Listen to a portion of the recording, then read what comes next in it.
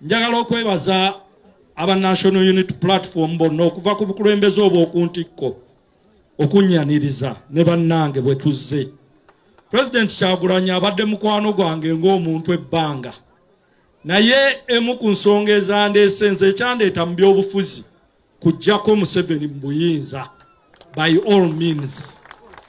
Kasita nategedde nti mikwano gyaffe baakoze alai ne NRM, Secretary General w'ekibiina mukulu Nandala Mafaabi n'agamba bo tebalina buzibu na mwamyani Museveni, ng'ate nze bwe buzibu bwange mba sikyasobola kuba naki nabo.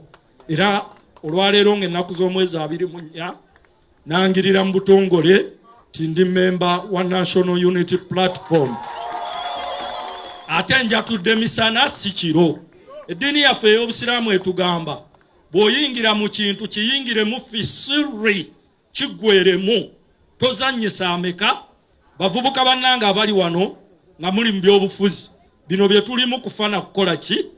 Abasajja be tulwanagana nabo bayina ssente, bayina emmundu, neffe be banyigiriza.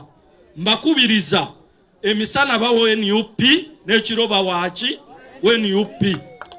Abantu bakumanye nti oli wa side ki eno. Fundikira ebigambo byange nga nziramu okwebaza obukulembeze bwa National Unity Platform.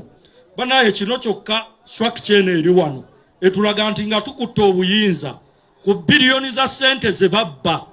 Just myaka 3 tulabe ekiri wano, naye myaka 38 nga tukyayita mu nguudo ez'empompogoma. Just ekibiina kya myaka 3 laba ekitebe bwe kifaanana. Ababbye eggwanga tebalina wadde kaabuyonjo kiruma.